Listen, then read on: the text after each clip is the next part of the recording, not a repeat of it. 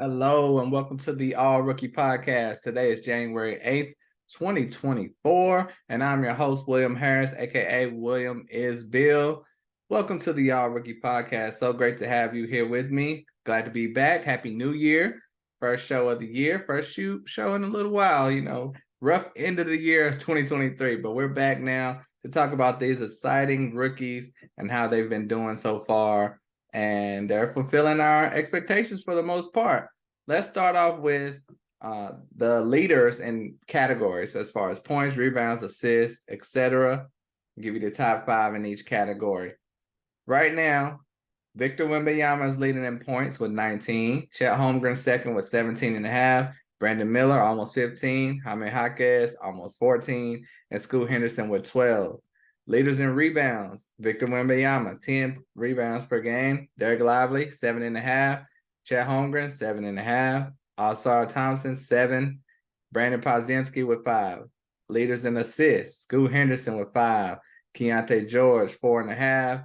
Craig Porter Jr., undrafted, with 3.3. Brandon Podziemski with 3. And Vasile Milicic with 3. Leaders in blocks, Victor Wembanyama, you're going to keep hearing that name, with 3. Chet Holmgren, 2.5. Derek Lively, 1.5. And Ausar Thompson with 1. Steals, Victor Wembanyama. Pretty much all these guys have 1, so I'm saying just their names. Victor Wembanyama, Jaime Jaquez, Toumani Camara, Brandon Podziemski, Marquise Noel, all with 1 per game.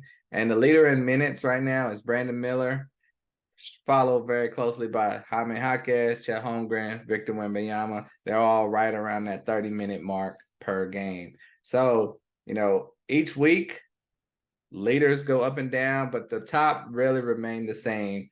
And as far as the top rookies of the year so far, through week 11, we played 11 weeks, believe it or not, but Victor Wembanyama is still the reigning rookie. Leader for rookie of the year right now, but Chet Holmgren's giving a great push, and a couple other guys are rising the ranks. But let's start with Victor Wembanyama. He's played 30 games thus far. He's been even more impressive than I think most people would have imagined. And they had very high expectations. And so I'm very proud of Victor. He is handling the load of the NBA very well. He's not really resting too many games. The most games any rookie's played is 35. He's played 30. So there's not a lot of load management, even though they're on a bad team. They're losing a lot. But Victor's still playing for the most part, and he's playing big minutes. Like I said, almost 30 a game, and he's being dominant. If he had a good team around him, which I'm sure the Spurs will have in a year or two, they're going to be a scary sight to see. They could beat Oklahoma City in a few years. So Oklahoma City better win while they can, because the Spurs are coming up. But like I said, almost 30 minutes per game. He is shooting almost 30% from 3. He toned down some of those bad shots, and for the most part, he is taking 5 threes per game. I don't know if the Spurs are going to continue that or try to reel him in a little bit more, but he's playing center more now than he was earlier in the season, and I think that's actually helping his game out. But like I said, averaging 19 points, 10 rebounds, 3 assists, 1 steal, and 3 blocks per game. That's outrageous for a rookie. That's outrageous for most players in general. He's averaging a double-double. Coming from overseas to the America and being a teenager. This is ridiculous. He's killing it. It's not much to be said.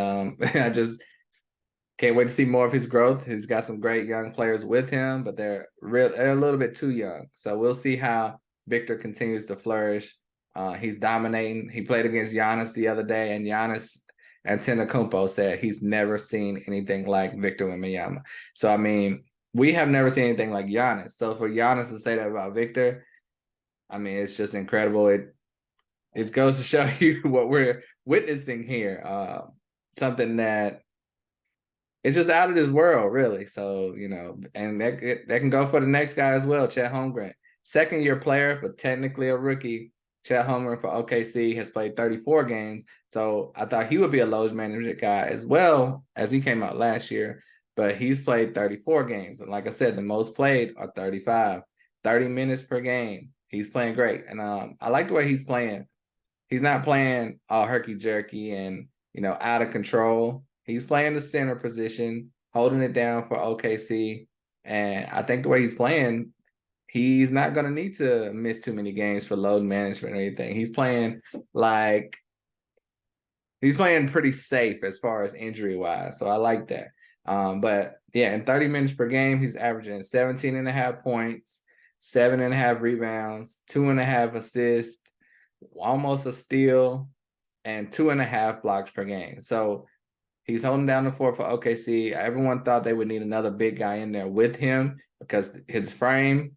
But I mean, he's doing great, and OKC is a winning organization right now. So Chet Holmgren, a lot of people say he's in contention for Defensive Player of the Year, doing a great job for OKC. Technically, he does have an advantage because it's his second year technically, but he's still considered a rookie.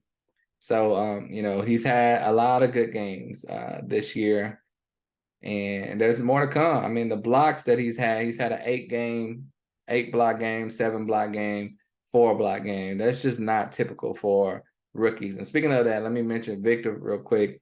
He's had a 6-block game, multiple 5-block game. So these two guys are leaders of the new school. They're going to start a new trend in the NBA, I believe, with the tall, skinny guys. That was something that was kind of frowned upon with Bobo and the previous guys like him because they weren't panning out. But now the NBA is shifting toward these tall, skinny, great offensive and defensive players. Most of the time we thought they would not translate from college or from international play. They are translating. I could see the tide shifting in the NBA from going from the Steph Currys to now we're going to be going to look for 7-footers that can do it all like these two guys. So next, we're going to go right ahead to number 3, Jaime Jaquez for the Miami Heat. Believe it or not, he's number 3, and he was drafted 19th by the Miami Heat, so they got a steal. And I will say 3 and 4, it's kind of like a 3A and 3B. They're like minuscule differences, but I got to give it to Jaime Jaquez. He's played more games than the number 4 guy, so let's just go into him. Jaime has played the full 35 games for Miami Heat. He's averaging almost 14 points per game, almost 4 rebounds, almost 3 assists, 1 steal, and 0.3 blocks per game. He's been filling in tremendous for Miami. I don't think they planned on using him this much, but they've had a ton of injuries, mainly with Jimmy Butler and also with Caleb Martin. Other guys have been in and out of the lineup, including Bam, Tyler Hero. So, I mean, they've kind of been depleted, and Jaime Jaquez has filled that role. I saw him play against LeBron and the Lakers the other day. And I mean, when you're a rookie and you can see LeBron James on the court, it's been said before about great players. Like you see them and you're kind of starstruck. Jaime Jaquez went right up against LeBron James, backed him down, did the hesitation, turnaround fadeaway right in his face. And I mean, it was a beautiful move. Clearly the confidence was there, no fear in his heart at all. And that's that Miami Heat culture. I'm sure he's went up against Jimmy Butler enough in practice to be like, I can do this against LeBron. And he did great. In that game, he had 16 points and 8 assists. So Jaime Jaquez is really impressing me. In my opinion, this is probably my worst call. I thought he was a guy that should have been drafted in the 50s, if drafted at all. He was a 4-year player in college. He looked like a good college player, but I said, there's no way his skill is going to translate to the NBA where he'll be doing this. Well, he's doing this. So I got to give it up to Jaime Jaquez. And that experience from college is clearly helping him, not hurting him. And he was ready to play with the older guys right away. Like I said, that 8 assist game, that's his most, at least since week 5. He's had a 10 rebound game. He had a 31-point game. That's his career high. That was in the same game with the 10 rebounds. And he had 2 steals against Philadelphia. So Jaime Jaquez is going to be a fixture for this team. I believe when Caleb Martin comes back, other guys come back, Haywood Highsmith, this is Jaime Jaquez's job. He's not giving this back. He'll play along Jimmy and Bam, I believe, and they're going to go on from there because you can't bench this guy right now. That's how good Jaime Jaquez is playing. That's why he's the number 3 rookie thus far. Number 4, Brandon Miller for the Charlotte Hornets. That's right. The number 3 pick. He was the number 2 pick. We always think he's number 3, but he was the new number 2 pick. and much maligned, but he's been playing very well for the Hornets. He got off to an early start with Miles Bridges being suspended, and he really hasn't taken too much of a back seat since. Brandon Miller's averaging 15 points per game, 4 rebounds, 2 assists, almost a steal, and a half block per game in 31 minutes. He's shooting well, filling in well when players are in and out of the lineup. LaMelo is out right now, so you would think that would kind of hurt his production, but it hasn't really. He's kind of been that steady player all year. That was without Miles, without LaMelo. Now Gordon Hayward is out. So there's a lot of guys in and out of the lineup that's allowing Brandon Miller to continue to get minutes and develop on the court, and I love his trajectory. Slow and steady wins the race, and like I said, he's the third leading scorer as far as rookies thus far. So Brandon Miller's doing very well. He had a nice little streak of games where it was 20, 16, 18, 16, 14, 14, 21. Like the points are consistent. You know, the other stats are middling, but they're not low. So, you know, it's like 5 boards, 6 boards, 5 boards, 6 boards, assist around the 3 range. So Brandon Miller is very much so impressing on this Charlotte Hornets team that everyone was thinking they made the wrong decision not drafting Scoot. Thus far, he's been playing better than Scoot, but Scoot does seem to be on the rise. So we'll get to him in a minute. Number 5, Ausar Thompson for the Detroit Pistons. For a while there, he was the number 2, number 3 rookie by far in this class, the way he was playing with Detroit. But Detroit is a dumpster fire, and they're kind of shooting themselves in the foot right now. Over the last 10, 15 games, since probably December 15th, they haven't really used Ausar Thompson like they should be using him. You know, he's right now 25 minutes per game. That should be 35 at minimum. But he's averaging almost 9 points per game, 7 rebounds per game, 2 assists, 1 steal, and 1 block. And those rebounds, like I said, are at 7 right now. They were at 10, you know, after 3 and 4 weeks. But the minutes have came down. It seems like they're kind of punishing him for the lack of shooting, which is why I had him lower in my draft class, because I figured he'll be a defensive asset, but not bring much to the offensive end. But I mean, really, he's been a really good all-around player for these guys, and it shouldn't be up to him to score. You should have other scorers and shooters around him. So Ausar should be playing more. We've seen what he's done. He's a fantasy category monster when he gets the minutes. He's on the team that he should be getting the minutes. So we're just waiting to see when that will happen. And maybe at the trade deadline, Detroit will do some things. Maybe some injuries will open things back up for Ausar Thompson. But he did have a 20-point game recently. Well, a month ago, December 11th, against Indiana. But the rebounds have declined a lot.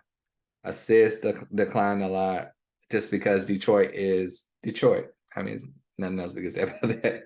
Next, let's move along to Dereck Lively. His stats may not be jaw-dropping, but he's probably one of the most important rookies to his team right now. Dereck Lively's with the Mavs. Of course, he's averaging 25 minutes per game, averaging 9 points per game, 7.5 boards, 1 assist, a half a steal, and 1.5 blocks per game. Those numbers may not jump out to you on the page, but he is super important to the Mavs and their success. You know, when he plays, they play much better. They don't need him to go out there and score 10 plus points. They just need him there for the rebounds, the blocks, his presence with his length. He's 7'1". So it seems like he's missed a lot of games because every time you hear about the Mavs, it's like Lively is out, banged up. Lively could miss the next game. But really, he's played 29 out of the 35 games. So he hasn't missed that many games. It just seems like it. And it seems like when he's in a rhythm, oh, he's doing good. Oh, he got a double-double. Then, boom, he gets hurt and misses a few games. Then he comes back, and then he has to build back up. Then he misses another game. But Dereck Lively is still the 6th most important rookie thus far in the season. Well, 6th best rookie. He's one of the most important ones, like I said, for the Mavs. And you can tell Luka loves playing with him. Great lob presence, great defensive presence. And when he's not in the game, they have to rely on Dwight Powell, who's a good veteran center, but he doesn't have that pop of Dereck Lively. They much rather have him in there. And to say that as a rookie, that is very impressive for him. Next, number 7, believe it or not, Scoot Henderson is back. Early in the season, it looked like Is he a bad pick? For most people, not for me. In my opinion, he's the number one prospect coming into this class. Clearly, Victor has shown out and proven everyone that he should be that guy. But it's a marathon, not a sprint. Scoot is back on the rise. Out of those 35 games, he's really only missed 10 games, playing 25. It seems like he's played 5 or 10 games, but he's played 25. He had a slow start in the beginning. Right now, he's averaging 28 minutes per game, 12 points per game, 3 rebounds, 5 assists, a half a steal, 0.3 blocks per game. And like I said, he's leading the rookies in assists. And I think those numbers will only climb up. He's overtaking Malcolm Brogdon for that starting point guard role. And, he's getting leeway to perform well for the Blazers. Recently, he had one of his better games of the season. He's had a 23-10 game. He had a 17-10 game against Dallas January 5th. So 22-11, 17-11. He's getting those double-doubles, getting those huge assist numbers, and that's great. And that's what's going to raise his assist numbers up. Over the last 2 months, they've been nearing the double-digit mark. So early in the season, they were super low. Sometimes 1, sometimes 3, 4. Now he's getting 10, 6, 11, 7. So we'll see how the year plays out for Scoot. He's not really a player right now. We can judge week to week. It's going to be the year-wise. And then I think next year he's going to take that leap. But he's still playing well for Portland, and he's on the rise. So don't be surprised in a month or two, maybe less, if he's number 3, number 4. We will see. But he's learning on the fly with Portland. And I think Malcolm Brogdon's going to help him out, even though he's kind of competition. I think he's going to help him out. Next, we have Keyonte George for the Utah Jazz. One of my favorite players in this class. He's played 31 games so far, 25 minutes per game, averaging 11 points, 3 boards, 4.5 assists, a half steal, and pretty much no blocks per game, but he's a small guard. Now, early in the season, they were working him in. Then he eventually overtook Colin Sexton and Chris Dunn for the starting point guard role, and he started to perform well. But then he got banged up, and he missed a few games. I think he missed 7 games recently in December, right when he was starting to pick things up. He's kind of been going in and out, in and out. You have a good game, super great game, and then nothing. Average game, nothing. But then once he was starting to catch his stride, he got hit with that ankle injury, missed 7 games. He's back now, but he's still kind of back to starting over, basically, in the beginning of the season, where he's, playing well, showing flashes, but can't keep it consistent. So, and right now, Colin Sexton's been playing great. So Sexton is kind of cut into his minutes where he was starting to gain momentum in that area. Sexton is now. So Keyonte George still number 8 right now as far as rookies in the season, but he has the path to continue to go up. Utah may make some moves, and I don't think they truly think they're going anywhere with Colin Sexton as their point guard. So I believe Keyonte George will get the reins again, and we'll see where it goes. He deserves it. He played great. Recently, he had a 21-point game, 6 rebounds, 14-point game. But back in December 11th, right before he got hurt, that game before he got hurt, he had 30 points and 7 assists. So we know what he can do. It just takes him all putting it back together with the health, the team, and everything. So we will see. Keep your eye on Keyonte George. He's number 8. Number 9, a bit of a surprise. He was around the 18th pick in the draft for the Golden State Warriors. A lot of people were like, why are they taking him? He's going to be the 3rd string point guard. They have Chris Paul. They have Steph Curry. So it's kind of a luxury pick or like overthinking pick when there were other guys out there they probably could have used. But now it's turned out to be a pretty solid pick. Right now he's the 9th best rookie, averaging 9 points per game, 23 minutes per game, 5 rebounds, 3 assists, 1 steal per game. So and these numbers are going to continue going up as well. Chris Paul is hurt. They were dealing with injuries of other players, Draymond being suspended. And that was allowing Brandon Podziemski to play more because Chris Paul was hurt earlier in the season as well. So whenever he was out, Pods played more. There's a blowout, Pods played more. So he's growing with this team. He's actually taking on leadership roles. One of the games they lost, he said, I got to do better. That was on me.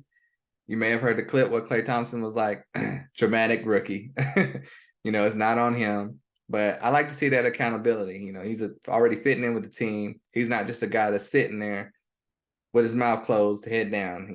He wants to win. He's playing well for Golden State. 9-5 coming from Golden State.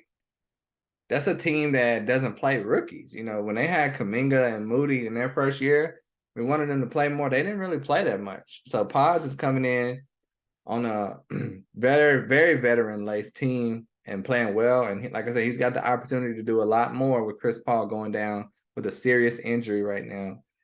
So a lot of double-digit games. His last 3, 6, 7, 8 games have been double figures in points. He had a 10 rebound, 2 9-rebound games. The assists are there. He had a 5 steal game recently. So his all-around categorical productions are great, especially for fantasy. But for the Warriors as well, he's doing it all. And that's what the Warriors need. Really, I think they need a big. But other than that, he's playing great. Podziemski, number 9. And last on the list, number 10, Bilal Coulibaly for the Washington Wizards. He would be higher if he was getting more minutes. He's at 27 minutes per game, averaging 8.5 points, 4 boards, 2 assists, almost a steal per game, and almost a block per game. These are great all-around numbers. I think he needs more minutes, more shot opportunities. He's only attempting 6.5 shots per game. That needs to be up for someone you drafted 8th and has one of the most highest upsides for your team. Jordan Poole, up and down, not really. I don't think he's going to be the future of their team. Give the ball to Bilal Coulibaly. Even though Bilal is not like an offensive guy, he's going to learn. The way to learn is give it to him, let him try things. But it's his rookie year. You got to be patient. Remember, Giannis was not doing all this crazy stuff in his rookie year. He learned it on the fly. I like Bilal's trajectory. Love his defense, his length. And he's on a bad team. So teams that are tanking or just bad, at the end of the year, they play the young guys even more. Because, even though they have a lot of young guys, the young guys that they want to see what they can do, they play a lot more near the end of the season. So look out for that with Bilal Coulibaly. Now, I have a couple other guys I want to give a shout out to for honorable mention. They're playing well. They just didn't crack that top 10. I had to start with Cason Wallace. He's probably 10B for OKC. Nice amount of games recently. He's kind of just filling a role. And look out for, hate to say this, but if Josh Giddey misses games, Cason Wallace, he'll be there. But he's playing well on a contending team, filling the roles for the team. And you like what he brings to the game. His defense is the main asset. The stats are not gonna pop out at you too much, but that defense he's playing for OKC is really helping the team. Another guy, Trace Jackson-Davis for Golden State Warriors. You may have heard his name. He's on the rise with Draymond Green out. Been getting a lot of double-doubles lately, playing well. And that's, as I said, another rookie for Golden State. He should have been a late first, early second. He went near the end of the draft, which was crazy. But they're taking advantage of that. And Draymond will be back soon. We'll see if he goes back to not really playing at all. But I think the way he's played in the last 10 games, he should get more minutes on this Golden State team.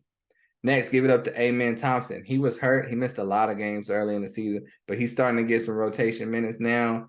Recently had a 12.4 board, 6 assists, 2 steal game. That's what he can do with consistent minutes. He played 34 minutes that game. He's not played anywhere close to that since, but give him those minutes, the production will come. But Fred VanVleet's there. So it's going to be tough to get that, but Amen Thompson is back healthy now. He will have a brighter future near the end of the season. Jordan Hawkins, probably should have mentioned him earlier, easily could have been in the top 10, but he's taken a back seat recently since everyone's gotten healthy for New Orleans, but he was playing tremendous earlier in the season, multiple double-digit games. It's just recently, the last month, it hasn't really been anything there for him because everyone's healthy on New Orleans, but he has proven a lot to players and fans all alike. Jordan Hawkins for the Pelicans, give him minutes. He's productive. I've been impressed. Speaking of impressed, another guy I got to give a shout out to, Craig Porter Jr., undrafted rookie for the Cleveland Cavaliers. Came out of nowhere, really. Undersized guard, has filled in with Garland hurt. other players hurt, Donovan Mitchell, and he's shown out. You know, he had a 19.7 board, 8 assist game recently. So a lot of big games like that, nice assist games, nice point games for a small point guard. A lot of people didn't think that was possible. Give him a shout out. And last but not least, I gotta give a shout. Cam Whitmore is starting to ball. He's starting to get a few minutes. We'll see about that. But mainly, I got to give a shout out to Duop Reath. He is 27 years old, but he's considered a rookie. International big, was playing great in the G League. Robert Williams and Draymond. I can't even think of my guy dominating. DeAndre Ayton has been out a lot for the Blazers. Robert Williams out for the season. DeAndre Ayton has been out for a while recently, in and out of the lineup, knee issues. Duop Reath has been fielding great. He recently had a 15-point, 13-rebound game the other day. He had a big game tonight, had a 25-point game and 9-rebound game the other day. So Duop Reath, out of nowhere, 27-year-old rookie. Guys like that are playing well also. I can't wait to see what these guys are doing coming up soon. And there's still a lot of top 20 draft picks that are not playing right now, like Jet Howard, like Grady Dick. So we're waiting to see what they can do as well. They just need an injury or an opening, and they could possibly take over as well. Taylor Hendricks, like we want to see those guys. Anthony Black just playing a tiny bit. We want to see more. Jalen Wilson had a breakout game recently for the Nets. He just needs minutes. Jarris Walker. We need to see these guys get minutes, and that's going to be fun for the second half of the season.